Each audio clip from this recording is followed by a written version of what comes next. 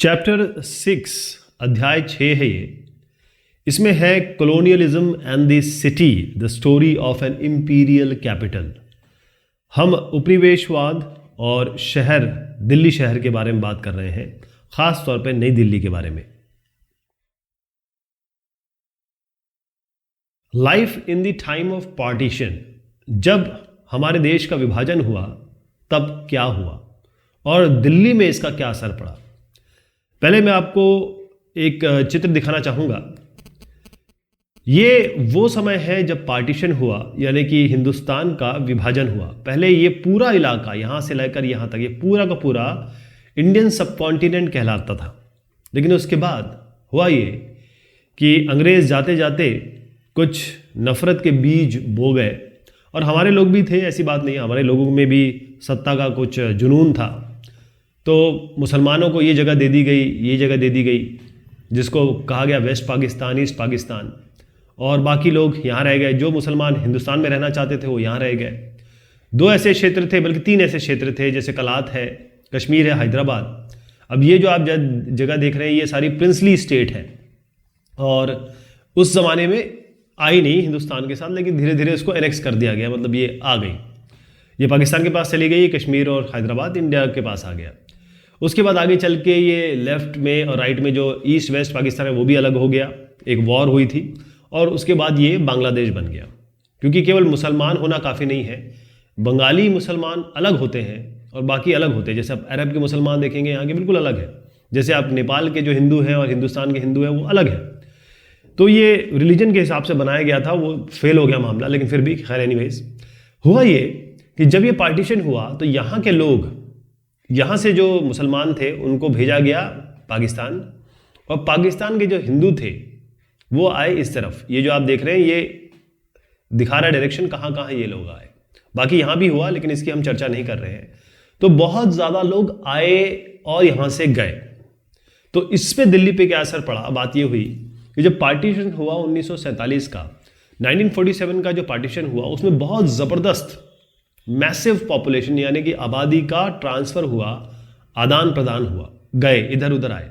इससे क्या हुआ कि जो दिल्ली की पॉपुलेशन है ये स्वेल्ड कहा है इन्होंने, यानी कि बढ़ गई, बहुत ज़्यादा बढ़ गई। अब होता यह है कि जब लोग आएंगे उनके अलग अलग जॉब होंगे, अलग अलग प्रोफाइल होंगे, तो जो नौकरी करने का तरीका है, रोज़गार, वो सब चेंज हो गए। और इसके साथ क्योंकि अलग लोग आ जाते हैं तो कल्चर बदल जाता है।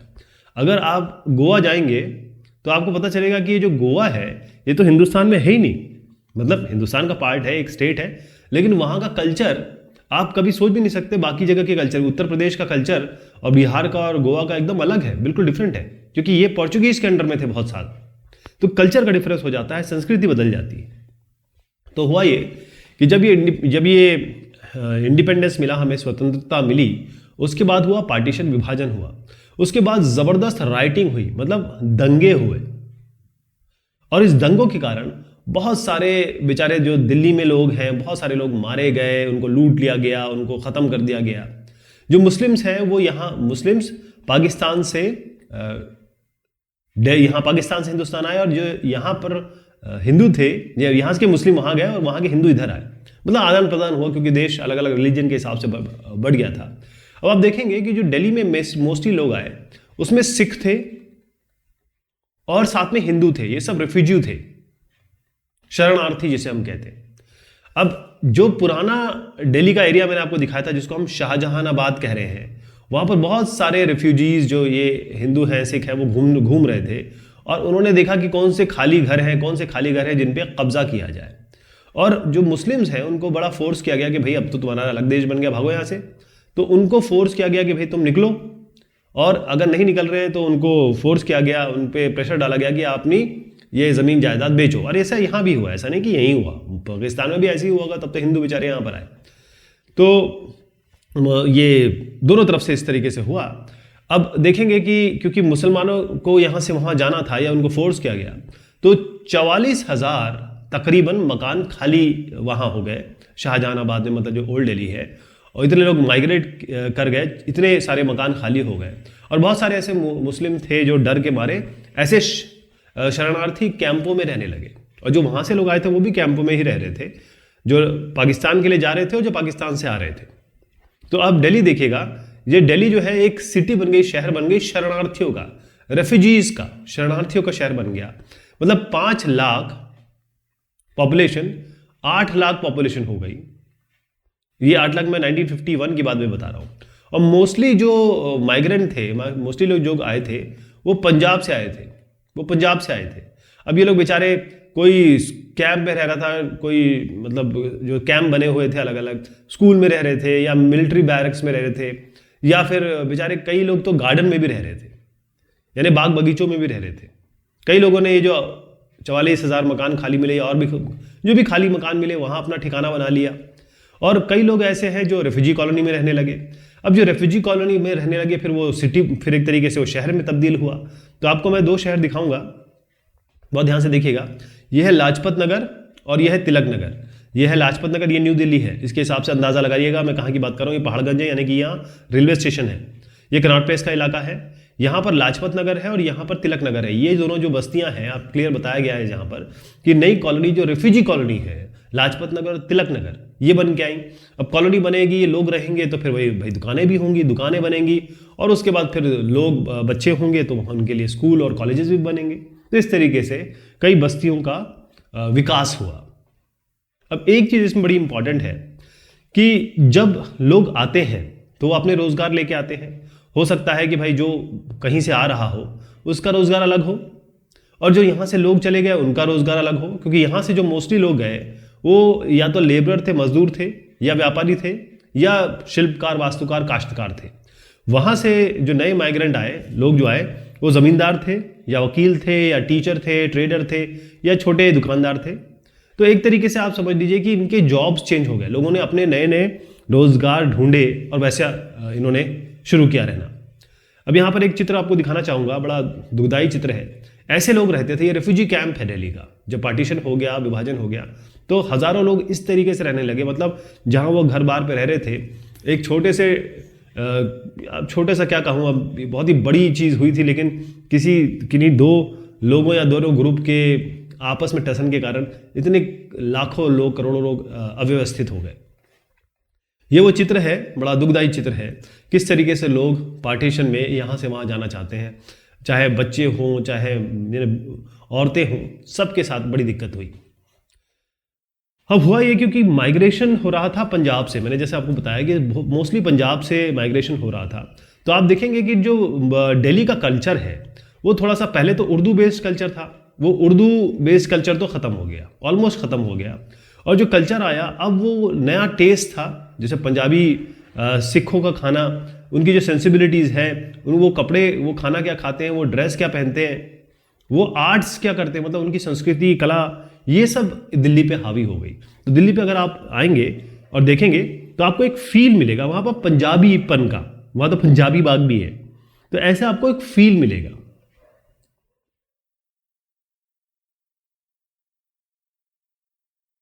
अच्छा, उसी ज़माने में जो हमारा ओल्ड सिटी है, हमने शुरुआत में बात की थी शाहजहानाबाद की, ना, वो ओल्ड सिटी में क्या चल रहा था? ओल्ड सिटी में ये था कि मुगल्स ने बहुत ज़बरदस्त तरीके से बहुत बढ़िया कैनाल सिस्टम बनाया हुआ था, जिसे हम नहरों का सिस्टम कहते हैं। बहुत शानदार बनाया था। यानी कि जो पानी की व्यवस्था है, ड्रिंकिंग वाटर, या कहें वाटर सप्लाई, जो पानी आ रहा है और जो पानी जा रहा है, मतलब जो पानी यूज़ हो जाता है, उसको ड्रेनेज सिस्टम कहते हैं, ड्रेनेज सिस्टम। तो ये बहुत ज़बरदस्त इसमें बताया गया है कि बड़ा एक्सीलेंट सिस्टम था, बहुत ही शानदार था। लेकिन ये 19वीं शताब्दी में इस कनाल व्यवस्था को और ये सारी जो व्यवस्थाएं थीं, इनको बिल्कुल नज़रअंदाज कर दिया गया, निगलेक्ट कर दिया गया। खास तौर पे जो बावड़ी की व्यवस्था है, जिसमें पानी बेसिक, मतलब ये पानी की व्यवस्था बहुत ज़बरदस्त थी यहाँ पे। और जितने भी बावड़ी की व्यवस्था थी, बावड़ी दिखा दूँ आपको, आप देखेंगे ये बावड़ी है निज़ामुद्दीन औलिया की जो दरगाह है, उसके पास बड़ी फेमस ये बावड़ी है। यहाँ पर देखिए, यहाँ पर क्या होता है, ये इसको स्टेप वेल कहते हैं। स्टेप वेल मतलब होता है ये स्टेप से सीढ़ियाँ इससे नीचे जल के जाते हैं और यहाँ आपको पानी मिलता है। इस पानी का तरह तरह से उपयोग किया जा सकता है। तो ये जो बावड़ी की व्यवस्था है वो तो बुरी तरीके से ब्रोक डाउन कहा गया है यहाँ पे, मतलब एकदम ख़त्म हो गई। इसके अलावा जो बाकी जो पानी की व्यवस्था है, आने की, जाने की, पीने की, ये सारी की सारी चीज़ें एक तरीके से ख़त्म होने लगी। और सबसे बड़ी प्रॉब्लम ये थी, ये तब ख़त्म हो रही थी जब यहाँ की पॉपुलेशन, जो पॉपुलेशन है वो बढ़ रही थी, मतलब वो इंक्रीज हो रही थी। फिर क्या हुआ कि एक नया सिस्टम लाया गया। एक नया सिस्टम लाने की कोशिश की गई, और नया सिस्टम जैसे ये लाए, नया सिस्टम क्या था, जैसे ये घर है, ये रोड है, तो ये जैसे मान लीजिए छोटे लोगों के घर है, तो यहां पर इन्होंने एक खुली नाली की व्यवस्था बना दी। तो जो नई व्यवस्था थी इसमें खुली नाली, पहले तो नालियां बंद होती थी जब मुगल का समय था, ये जो नालियां हैं खुली थी, तो ये नालियां खुली थी तो इसमें पानी ओवरफ्लो भी करेगा, है ना, गंदी बदबू भी आएगी, इसमें चूहे, कॉकरोच, सब तरीके की गंदगी होगी, स्मेल होगी, कीड़े मकोड़े होंगे, सब कुछ होगा। तो जो बड़े लोग थे, इसमें क्लियरली बताया गया है कि जो वेल्दियर इनहेबिटेंट्स हैं, जो अमीर रहने वाले थे, उनको इससे बड़ी दिक्कत होने लगी। ये भी बताया गया है कि दिल्ली म्यूनिसिपल कमेटी जो बनाई गई थी, वो उसने ज़्यादा पैसा या फिर ज़्यादा ध्यान दिया नहीं, वो बचती रही पैसा खर्च करने से। मतलब इसमें बताया गया अनविलिंग टू स्पेंड मनी, फिर भी पैसा तो खर्च किया गया। आपको एक और चित्र दिखाना चाहूँगा, अगर आप चांदनी चौक गए हों, बड़ा फेमस इलाका है, ज़रूर जाइएगा। ये उस ज़माने का दिल्ली का चित्र है, ये लेट 19वीं सेंचुरी यानी कि 1870-80 के बाद की बात बता रहा हूँ मैं आपको। और अगर आज आप देखेंगे चांदनी चौक बिल्कुल बदल चुका है, अब तो आपको पैर रखने की जगह नहीं मिलेगी यहाँ पे। और रहने वालों का क्या हुआ, जो रिहाइश थी, डिक्लाइन ऑफ हवेलीज। इसका मतलब ये है, जब मुगल के जो अमीर लोग या मुगल के लोग जो रहते थे, एरिस्टोक्रेसी थी, यानी राजा और राजा का जो राजशाही परिवार है, 17वीं और 18वीं शताब्दी की मैं बात कर रहा हूं, ये बड़े बड़े मैंशंस में रहते थे। और ये जो मैंशंस है ना, इसी को हवेली कहा जाता है, ठीक है। जो बड़ी बड़ी हवेलियां थी उसमें रहा करते थे। हुआ ये कि जो अगर हम मिड 19वीं सेंचुरी यानी कि 1850 के करीब जाएं, तो ऐसी अगर आप मैप पे देखें तो तकरीबन आपको करीबन 100 हवेलियां ऐसी दिख जाती हैं, बड़ी बड़ी। और छोटी छोटी महिलियाँ नहीं थी, ये ऐसी थी। अगर ये हवेली है, बड़े से लैंड में बनी थी, यहाँ पर इनके अस्तबल और यहाँ पर पार्क, गार्डन या फव्वारे, मतलब ज़बरदस्त तरीके की चीज़ें थी इसमें, है ना। तो ये हवेली कैसे होती थी, देखिए इस तरीके से बताता हूँ आपको। ये हवेली यहाँ, जैसे ये हवेली यहाँ बनी हुई है, तो हवेली में क्या है, जैसे एंटर करेंगे यहाँ से तो आपको एक बरामदा मिलेगा, ठीक है। इसको कहते हैं, ये गेटवे हो गया आपका, ये गेटवे हो गया, यहाँ पर आपको ओपन बरामदा मिलेगा, ओपन कोर्टयार्ड। और मतलब यहाँ बरामदा है, उसके बाद जैसे ही आप बरामदे से अंदर पहुंचेंगे, जिसको दालान कहते हैं, यहाँ से जाएंगे अंदर तो आपको ओपन कोर्टयार्ड मिलेगा, मतलब खाली जगह, ऊपर छत नहीं। और यहाँ पर है कमरे, ऐसे कमरे। तो ये कमरे कई लोगों के लिए थे भैया, कि जो बिजनेस वाले आ रहे हैं या फिर कोई व्यापारी आ रहा है, कोई विजिटर आ रहा है, कोई बाहर का आदमी आ रहा है, उसके लिए था। और ये जो कमरे थे वो एक्सक्लूसिवली मतलब केवल और केवल आदमी यूज करते थे। अब आप इनर कोर्टयार्ड पे आ जाए, इस जगह पे, ये जो इनर कोर्टयार्ड है, यहाँ पर रहता था फीमेल्स के लिए जगह, जो घर की औरतें थी वो यहाँ पर रहती थी, ओके। इसमें पवेलियंस थे, रूम थे, वो औरतों के लिए थे। और देख, ये इंपॉर्टेंट बात है कि जैसे ये कमरे हैं ना, तो इसमें फर्नीचर, जैसे हमारे यहाँ आजकल सोफा भी होगा, टेबल भी होगा, बैठने के लिए भी होगा, खाना खाने का भी टेबल होगा, तो फर्नीचर बहुत कम थे, बहुत कम थे, बहुत कम थे। अगर आपको मैं एग्जांपल दूं, ये देखिएगा, ये चित्र जो है, ये है कम्र अल दीन, ये जो खान की हवेली है। बहुत सारे लोग, मतलब एक ही हवेली में बहुत सारे फैमिली रहती थी। और इसमें आप जो गाड़ीवान है, कार्ट ड्राइवर जिसे हम कहते हैं, जो टेंट लगाते थे वो टेंट पिचर्स जिसे हम कहते हैं, और जो हाथ में लालटेन लेके चलते हैं वो टॉर्च बियरर्स, अकाउंटेंट्स यानी कि जो लेखा जोखा रखते हैं, क्लर्क, और जो सर्वेंट्स हैं, सबके लिए जगह थी, सबके लिए कमरे थे, सबके लिए इलाका इसमें बसाया हुआ था। अब बहुत सारे जो ये हुआ कि जैसे जो मुगल अमीर है, मुगल अमीर का मतलब ये होता है एक नोबल में अभिजात वर्ग, थोड़ा सा हाई क्वालिटी, हाई क्लास का आदमी। जब ये हाई क्लास के आदमी भी ये बड़ी बड़ी हवेलियां नहीं संभाल पाए, या उन्होंने कहा कि हम तो नहीं संभाल पाएंगे, भाई पैसे ही नहीं है, तो हुआ ये कि जो हवेलियां हैं ये फिर अब बंटने लगी, बिकने लगी। कैसे? जैसे ये स्ट्रीट है, ये रोड है, ये रोड है, तो यहाँ का जो जगह है इसको बना दिया गया, या इसको खरीद लिया गया, इसको शॉप्स बना दी गई, दुकानें बना दी गई, इसको बना दिया गया वेयर हाउस यानी कि भंडार गृह बना दिया गया, ऐसे बना दिया गया। और कई ऐसी हवेलियां थी जिनको मर्केंटाइल क्लास जो है, जो उठता हुआ व्यापारिक वर्ग है उस जमाने में, उन्होंने खरीद लिया। और कई ऐसी हवेलियां थी, इनकी बात नहीं कर रहा हूं, कई ऐसी हवेलियां जो 100 बताई थी उसमें से भी ज़्यादा भी होंगी, कई तो बेचारी ऐसी जर्जर अवस्था में अभी भी पड़ी हुई है ना। लेकिन यहीं पर देखिए कितना बड़ा चेंज है। ये 2 कॉलोनियल बंगले दिखा रहा हूं मैं आपको, ये जो बंगले हैं ये थोड़ा अलग है, इन बंगलों का हिसाब किताब देखिए। ये जो बंगले थे कॉलोनियल बंगले, इसमें क्या है, इसमें न्यूक्लियर फैमिली, मतलब एक आदमी, एक औरत और उसके बच्चे, बस इतने ही रहेंगे। ये सिंगल स्टोरी होता था, डबल स्टोरी नहीं होता था। देखिएगा केवल ये सिंगल स्टोरी है। इसकी पिच्ड रूफ होती थी, यानी कि ये तो रूफ नहीं दिख रही है आपको, लेकिन अगर आप थोड़ा ऊपर जाके देखेंगे तो पिच रूफ थी, यानी कि हल्का सा ढलान था इसमें कि पानी वानी आए तो इधर चले जाए, बहुत ज़्यादा ढलान नहीं था। और ये जो ज़मीन आप देख रहे हैं ये 1 से 2 एकड़ की ज़मीन होती थी। 1 से 2 एकड़ बहुत बड़ी ज़मीन होती है, खासतौर पर दिल्ली की बात करें, मतलब ज़मीनी ज़मीन इनके पास 1 से 2 एकड़ होती थी, ओपन ग्राउंड। और खाने के लिए जो इनका रहने का, जैसे ये खाने की जगह हो गई, ये रहने की जगह हो गई, ये सोने की जगह हो गई, ये वरांडा हो गया, खाना रहना सोना इसके लिए अलग अलग कमरे थे। आप देखिए ये होगा बेडरूम होगा शायद, ये आपका बैठने की जगह होगी, तो ये सारे रूम इन्होंने अलग अलग बना रखे थे। इसके अलावा जो इनका जैसे रसोईया होता था, अस्तबल वाला होता था, वो सब की जगह यहाँ पर अलग अलग होती थी, मतलब वो लोग बाहर रहते थे। यहाँ पर बताया गया है कि जो किचन है, स्टेबल है, सर्वेंट क्वार्टर, यानी जो खाना बनाने की जगह है, या कई बार ऐसा होता था जो स्टेबल है, जो वहाँ पर घोड़े गाड़ी वाले रहते थे इनके, और जो सर्वेंट क्वार्टर है, नौकर, वो सब अलग जगह रहते थे। मतलब डजन्स ऑफ सर्वेंट, मतलब ये समझ लीजिए कि जो नौकरों थी, इतने सारे नौकर हुआ करते थे एक घर में कि पूछे मत। और इसमें बताया गया ये औरतें कैसे बैठती थी। औरतें यहाँ पर अपना आराम से एक चेयर लगे बैठ जाती थी और फिर देखती थी लोगों को जो जो काम कर रहे हैं उन पर नजर रखती थी, ऐसा इनको यहाँ पर बताया गया है। तो हुआ ये कि म्यूनिसिपैलिटी, अब आपको एक चित्र दिखाना चाहूंगा, बहुत ज़्यादा साफ नहीं है लेकिन थोड़ा सा आइडिया आपको लगेगा कि एक सेंसस हुआ। सेंसस क्या होता है? मतगणना। इसमें पता चला कि जो वॉल्ड सिटी है, यानी कि जो ओल्ड दिल्ली है और न्यू दिल्ली, ओल्ड दिल्ली में हर एक एकड़ में पर एकड़ ओल्ड दिल्ली में रहते थे 90 लोग और न्यू दिल्ली में मात्र 3 लोग। मतलब अगर 1 एकड़ की जगह ले ली जाए, ओल्ड दिल्ली में 90 लोग रहते थे और न्यू दिल्ली में मात्र 3 लोग रहते थे। इसके बाद एक स्कीम बनाई गई जो फेल हो गई। वो स्कीम 1888 में बनाई गई थी और इसको एक शहर का नाम आएगा, एक जगह का नाम आएगा जिसका नाम है क्लार्कगंज, जो कि कभी नहीं बन पाया। तो लाहौर गेट इसको कहा गया, लाहौर गेट।